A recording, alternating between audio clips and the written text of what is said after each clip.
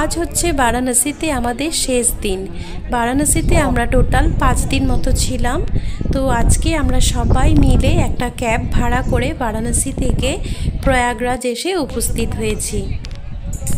বারাণসী থেকে প্রয়াগরাজ আসতে 2.5 ঘন্টা মতো সময় লাগে। তো আমরা একটা গাড়ি ভাড়া করে নিয়েছিলাম। সকাল সকাল 7:30টার সময় রওনা দিয়েছি আর 10টার মধ্যে এসে পৌঁছে গেছি। আর এই যে এটা হচ্ছে ত্রিবেণী সঙ্গম। কিছুদিন আগেই মহাকুম্ভ হয়ে গেছে এই প্রয়াগরাজে।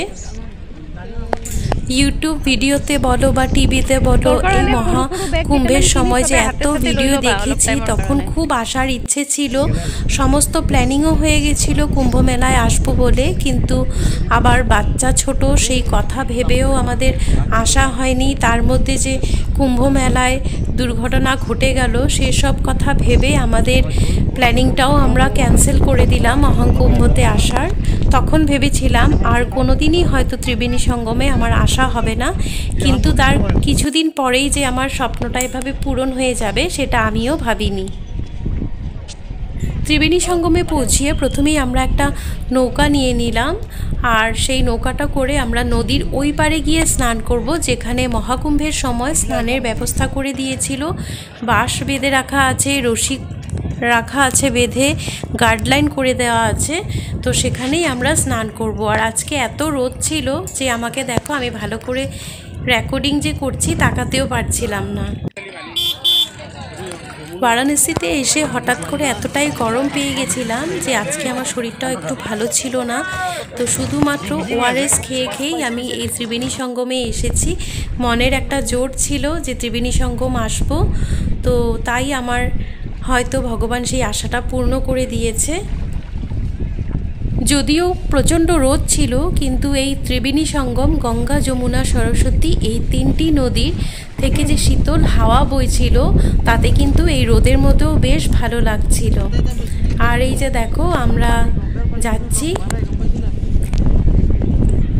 একদিক দিয়ে আসছে গঙ্গা, আরেক দিক দিয়ে যমুনা নদী, আর সরস্বতী নদী যেটা আছে সেটা তো বিলুপ্তই হয়ে গেছে, একদম নিচে আছে, যেটাকে দেখা যায় না। তো আমরা এই নৌকো করে এগোচ্ছি। খুব ভালো লাগছিল প্রথম এক্সপিরিয়েন্স এভাবে আসার। আর আমার যেরকম শরীর খারাপ ছিল, তার সাথে আমার মেয়েটারও একটু শরীর খারাপ ছিল, বেশ গরম ছিল, তাও বেচারি, ওরও মনে অনেক জোর আছে, ছোট বাচ্চা হলেও। এই যে দেখো, শরীর খারাপের মাঝেও কিন্তু বসে আছে নৌকার মধ্যে চুপ করে।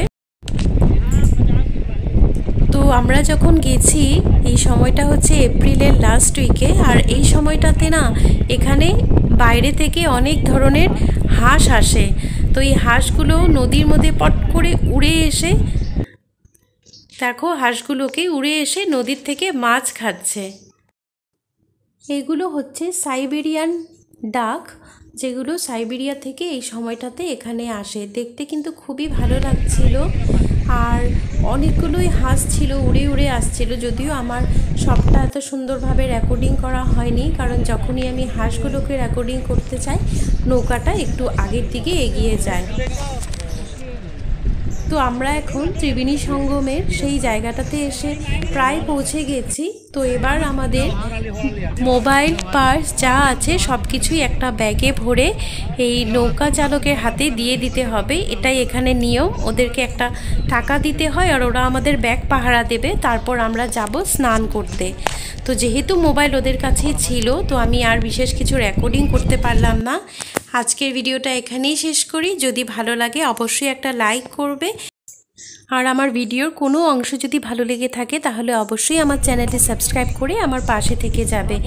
আজ তাহলে ভিডিওটি এখানেই শেষ করি, আর আমার ট্র্যাভেল ব্লগ এখানেই শেষ হলো। এই কিছুদিন যে আমরা বানারসে ছিলাম সেগুলো সব তোমাদের সাথে শেয়ার করলাম।